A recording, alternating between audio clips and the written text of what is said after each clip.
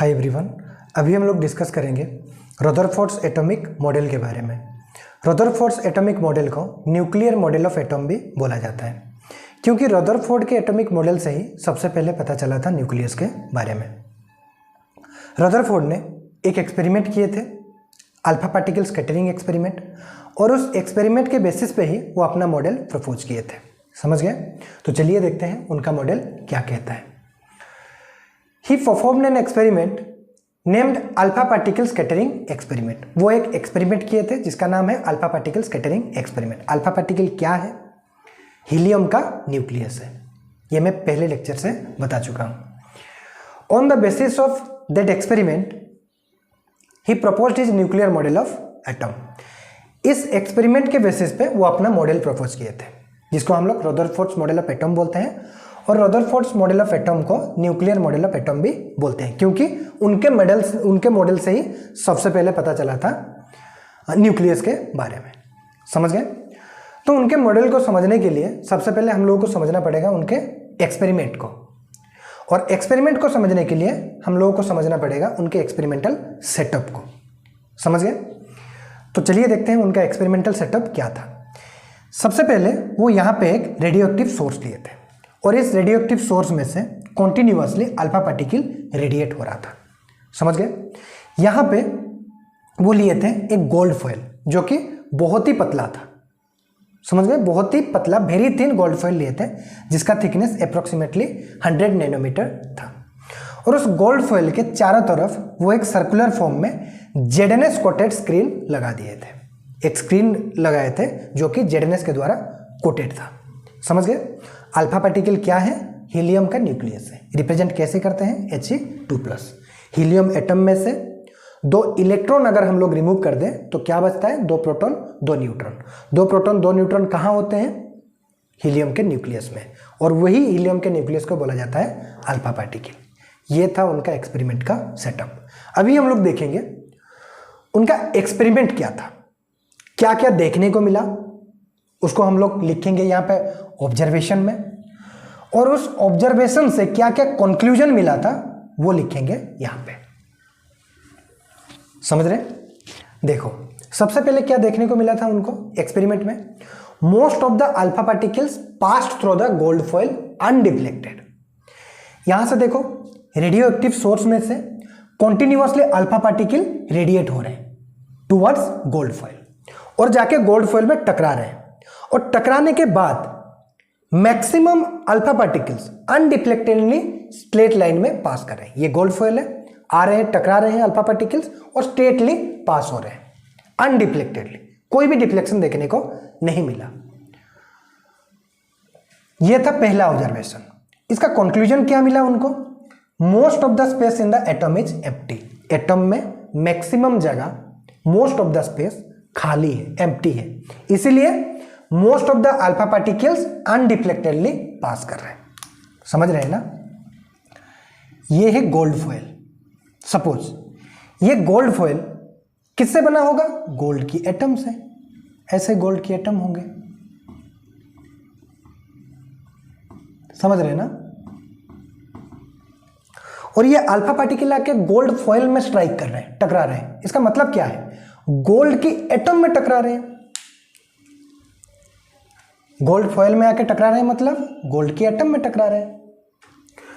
और वो बोले कि एटम में मैक्सिमम स्पेस, मैक्सिमम जगह खाली होता है, इसलिए maximum alpha particles undeflectedly pass कर रहे हैं स्ट्रेट लाइन में। डिफ्लेक्शन देखने को नहीं मिल रहा है। यह था पहला कंक्लूजन। लेकिन थॉमसन क्या बोले थे? एटम एक पॉजिटिवली चार्ज पेयर है, मतलब एटम में पॉजिटिव चार्ज डिस्ट्रीब्यूटेड रहता है, डिस्ट्रीब्यूटेड होता है। वो बोले अगर एटम में पॉजिटिव चार्ज डिस्ट्रीब्यूटेड होता, यूनिफॉर्मली डिस्ट्रीब्यूटेड होता, तो मैक्सिमम अल्फा पार्टिकल्स में डिफ्लेक्शन शो होता, क्योंकि अल्फा पार्टिकल्स क्या है?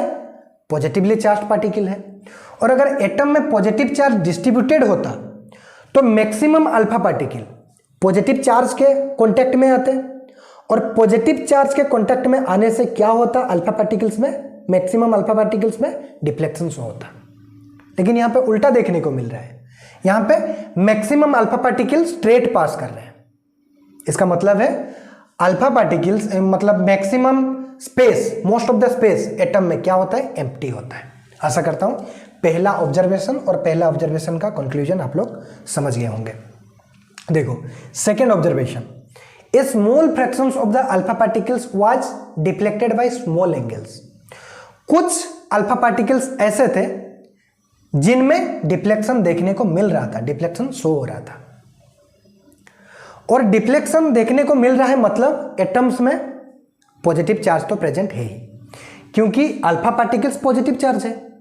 और ये क्योंकि alpha particles positive charge particle है, जब तक अल्फा पार्टिकल्स किसी दूसरे पॉजिटिव चार्ज के कांटेक्ट में नहीं आएगा तब तक डिफ्लेक्शन नहीं शो होगा। इसका मतलब क्या है, सिंपल सा मतलब है कि एटम में पॉजिटिव चार्ज तो प्रेजेंट है ही, लेकिन डिस्ट्रीब्यूटेड नहीं है। एक छोटा सा मास, एक छोटा सा एरिया में कॉन्सेंट्रेटेड है सारा का सारा पॉजिटिव चार्ज एटम के, समझ गए। इसीलिए most of the space empty है, इसलिए मैक्सिमम अल्फा पार्टिकल ऐसे स्ट्रेट पास कर रहे हैं, समझ रहे हैं। और ये छोटा सा एरिया में जिसमें सारा का सारा पॉजिटिव चार्ज कॉन्सेंट्रेटेड है, इस छोटे से एरिया के कांटेक्ट में जब अल्फा पार्टिकल्स आ रहा है तब डिफ्लेक्शन शो हो रहा है, समझ रहे हैं, क्योंकि इस छोटे से एरिया में पॉजिटिव चार्ज कॉन्सेंट्रेटेड है सारा का सारा एटम का, और अल्फा पार्टिकल भी पॉजिटिवली चार्ज्ड है, समझ रहे हैं। इसीलिए दो पॉजिटिव चार्ज में क्या देखने को मिलेगा, रिपल्सन देखने को मिलेगा, रिपल्सन देखने को मिलेगा। इसीलिए अल्फा पार्टिकल्स में डिफ्लेक्शन देखने को मिलेगा, समझ रहे हैं। हाँ, स्मॉल फ्रैक्शंस मतलब कुछ ही अल्फा पार्टिकल्स में डिफ्लेक्टेड बाय स्मॉल एंगल्स, कुछ ही अल्फा पार्टिकल्स में कुछ अल्फा पार्टिकल्स डिफ्लेक्शन हो रहे थे स्मॉल एंगल्स में। देखो ये डिफ्लेक्शन शो कर रहे हैं स्मॉल एंगल्स में, और कुछ थोड़ा सा लार्ज एंगल्स में डिफ्लेक्शन शो कर रहे हैं। इसका मतलब है atom contains positive charge, alpha particles में कुछ अल्फा पार्टिकल्स में डिफ्लेक्शन शो हो रहा है, इसका मतलब है एटम्स में पॉजिटिव चार्ज प्रेजेंट है and is concentrated in a very small area, जो कि एटम में बहुत ही छोटे एरिया में कॉन्सेंट्रेटेड है सारा का सारा पॉजिटिव चार्ज एटम का, डिस्ट्रीब्यूटेड नहीं है। That repelled and deflected the positively charged alpha particles, और वही छोटे से एरिया क्या कर रहा है, अल्फा पार्टिकल को रिपेल कर रहा है जब उसके कांटेक्ट में आ रहा है, जिसकी वजह से डिफ्लेक्शन देखने को मिल रहा है अल्फा पार्टिकल्स में। और वही छोटे से एरिया को न्यूक्लियस बोला जाता है, वो बोले थे न्यूक्लियस, वही छोटे से एरिया को आज हम लोग जानते हैं न्यूक्लियस के नाम से, समझ गए। तो यहां से सबसे पहले न्यूक्लियस का डिस्कवरी हुआ था, इसीलिए रदरफोर्ड का एटॉमिक मॉडल को न्यूक्लियर मॉडल ऑफ एटम भी बोला जाता है, क्योंकि सबसे पहला खोज रदरफोर्ड ने ही किए थे अपने मॉडल में।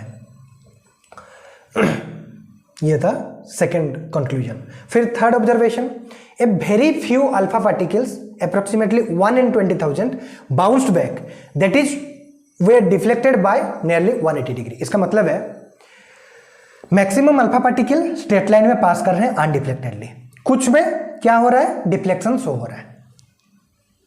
क्या समझे थे यहां पे, जो अल्फा पार्टिकल्स के जो न्यूक्लियस के पास में से गुजर रहे हैं, जो न्यूक्लियस के पास में से गुजर रहे हैं वो डिफ्लेक्शन शो कर रहे हैं, क्योंकि अल्फा पार्टिकल भी पॉजिटिवली चार्ज है, न्यूक्लियस भी पॉजिटिवली चार्ज है। लेकिन किसी 20,000 में से एक अल्फा पार्टिकल में क्या देखने को मिल रहा है, नियरली 180 डिग्री में बाउंस बैक देखने को मिल रहा है। जैसे देखो ये गया टकराया गोल्ड फॉइल में, नियरली 180 डिग्री में बाउंस बैक हो रहा है टुवर्ड्स रेडियो एक्टिव सोर्स, बहुत ही कम में, मतलब 20,000 में से एक अल्फा पार्टिकल में। इसका मतलब वो बोले कि जो अल्फा पार्टिकल न्यूक्लियस के पास में से गुजर रहा है, न्यूक्लियस के कांटेक्ट में आ रहा है, पास में से गुजर रहा है, उनमें डिफ्लेक्शन देखने को मिल रहा है, क्योंकि अल्फा पार्टिकल भी पॉजिटिवली चार्ज है, न्यूक्लियस भी पॉजिटिवली चार्ज है। लेकिन जो अल्फा पार्टिकल आके सीधा न्यूक्लियस में टकरा रहा है वो क्या हो रहा है, 180 डिग्री में बाउंस बैक हो रहा है, नियरली 180 डिग्री में बाउंस बैक हो रहा है। इसका कंक्लूजन क्या है? The nucleus carries most of the atoms mass. Nucleus positive charge तो कॉन्सेंट्रेट, न्यूक्लियस में पॉजिटिव चार्ज तो कॉन्सेंट्रेट होता है, लेकिन एटम्स का मोस्ट ऑफ द मास भी कॉन्सेंट्रेट होता है न्यूक्लियस में। इसीलिए अल्फा पार्टिकल हाई स्पीड में जाकर टकराने के बाद भी न्यूक्लियस का जगह चेंज नहीं हो रहा है, उल्टा अल्फा पार्टिकल में नियरली 180 डिग्री में डिफ्लेक्शन देखने को मिल रहा है। इसका मतलब है न्यूक्लियस एक बहुत ही डेंस पार्टिकल है और सारा का सारा मास भी, सारा का सारा पॉजिटिव चार्ज भी उसमें कॉन्सेंट्रेट होके रहता है। समझ गए? तो ये था 3 ऑब्जर्वेशन और 3 कंक्लूजन रदरफोर्ड के एक्सपेरिमेंट के। तो अभी तक मैं जितना पढ़ाया हूं नोट्स करिए, उसके बाद हम लोग नेक्स्ट पॉइंट डिस्कस करेंगे। रदरफोर्ड कुछ कैलकुलेशन भी दिए थे, जैसे कि रेडियस ऑफ न्यूक्लियस कितना होता है बोले थे वो 10⁻⁻15 मीटर। 10⁻⁻15 को मीटर को 1 फर्मी भी बोला जाता है और 10⁻⁻15 मीटर को हम लोग 10⁻⁻13 सेंटीमीटर भी लिख सकते हैं, 10⁻⁵ एंगस्ट्रॉम भी लिख सकते हैं। और रेडियस ऑफ एटम कितना बोले थे वो 10⁻10 मीटर होता है करके वो बोले थे। 10⁻10 मीटर को 1 एंगस्ट्रॉम भी बोला जाता है और 10⁻10 मीटर को 10⁻8 सेंटीमीटर भी लिखा जा सकता है। समझ रहे? यहां पे radius of atom divided by radius of nucleus का रिजल्ट हम लोग निकालेंगे तो कितना आएगा 10⁵। मतलब 10⁻10 डिवाइडेड बाय 10⁻15 करेंगे तो कितना आएगा 10⁵ आएगा। इसका मतलब है radius of atom radius of nucleus से 1 लाख गुना ज्यादा होता है, 10⁵ टाइम्स ज्यादा होता है। समझ रहे हैं? Radius of atom radius of nucleus से 1 लाख गुना ज्यादा होता है करके वो बोले थे, अकॉर्डिंग टू हिज कैलकुलेशन। समझ रहे हैं? समझाने के लिए वो बोले अगर हम लोग एक 5 किलोमीटर रेडियस के एक सर्कल बनाएंगे, समझ रहे हैं? अगर हम लोग एक सर्कल बनाएंगे जिसका रेडियस 5 किलोमीटर होगा, सपोज इस सर्कल का रेडियस 5 किलोमीटर है और उस सर्कल के सेंटर में हम लोग अगर एक टेनिस बॉल रख देंगे, टेनिस क्रिकेट बॉल रख देंगे, रेडियस कितना है 5 किलोमीटर। इस 5 किलोमीटर रेडियस के इस सर्कल पे हम लोग अगर एक सेंटर में एक टेनिस बॉल रख देंगे, टेनिस क्रिकेट बॉल रख देंगे, तो ये सर्कल हो जाएगा एटम, तो ये बॉल क्रिकेट बॉल हो जाएगा जो कि सेंटर में रखा हुआ है, ये बॉल हो जाएगा न्यूक्लियस। इतना छोटा होता है nucleus as compare to atom. तो समझाने के लिए एग्जांपल दिए थे। समझ रहे हैं ना? 5 किलोमीटर रेडियस के एक सर्कल हो जाएगा अगर एटम, तो उस एटम का न्यूक्लियस कितना होगा? उस सेंटर में रखा हुआ एक टेनिस क्रिकेट बॉल के समान। आशा करता हूं समझ गए होंगे। तो समझ पा रहे हैं ना कितना छोटा होता है nucleus as compare to atom, और उतना छोटा एरिया में एक छोटे से टेनिस क्रिकेट बॉल के एरिया के बराबर में सारा का सारा पॉजिटिव चार्ज और सारा का सारा मास कॉन्सेंट्रेटेड होके रहता है एटम का। हो गया?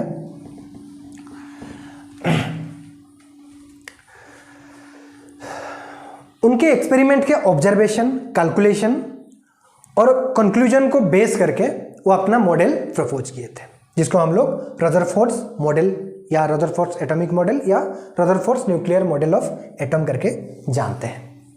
देखो ये हो गया उनका मॉडल। क्या क्या बोले थे उनका मॉडल में? देखो सबसे पहला पॉइंट था उनका मॉडल का, atom is of spherical shape. उनका मॉडल में जो सबसे पहला पॉइंट वो बोले थे, क्या बोले थे? Atom is of spherical shape, जिसका रेडियस होता है 10⁻10 मीटर।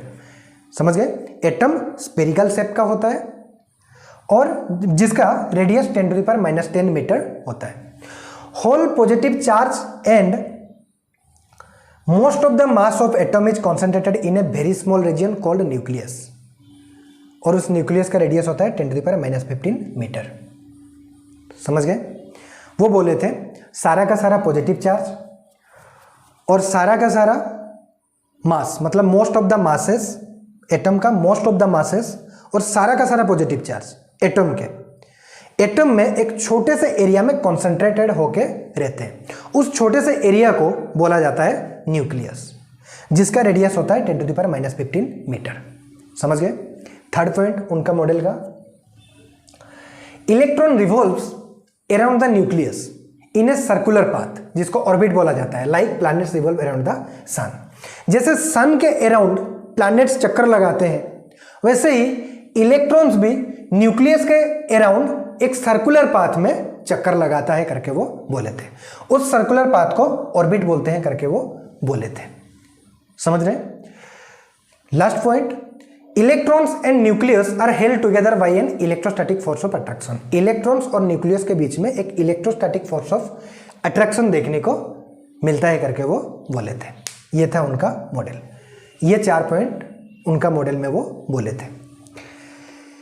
लेकिन उनके मॉडल का एक लिमिटेशन भी था, जैसे कि वो मॉडल का मतलब वो एटम का स्टेबिलिटी नेचर को एक्सप्लेन नहीं कर पाए थे, लाइक थॉमसन्स भी क्या नहीं कर पाए थे?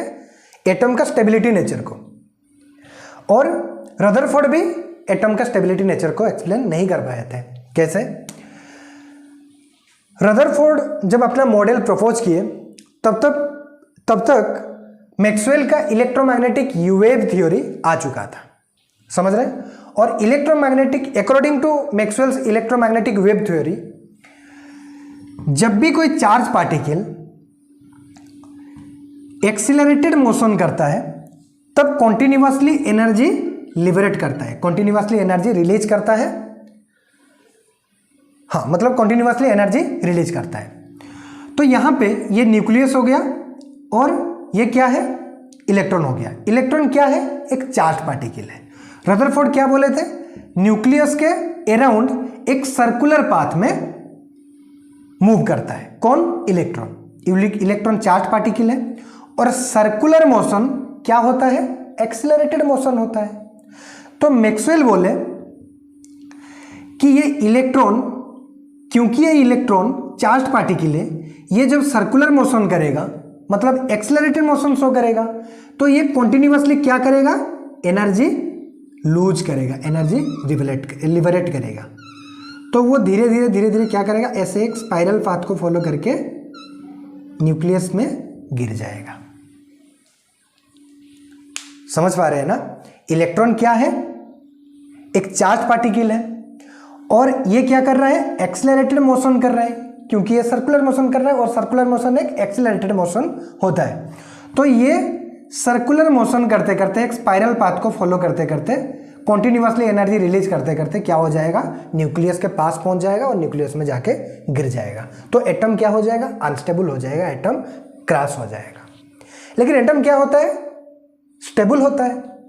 तो रियल में ऐसा नहीं हो रहा होगा, तो वो एक्सप्लेन करने के लिए बोले ये सर्कुलर पाथ में तो मोशन नहीं कर रहा होगा, क्योंकि अगर ये सर्कुलर पाथ में मोशन कर रहा होता तो ये कॉन्टिन्यूअसली एनर्जी रिलीज करता, क्योंकि ये चार्ज पार्टिकल है, और धीरे धीरे जाके एक स्पाइरल पाथ फॉलो करके न्यूक्लियस में जाके गिर जाता और क्रैश हो जाता। समझ रहे? तो इसका आंसर नहीं दे पाए थे। कौन?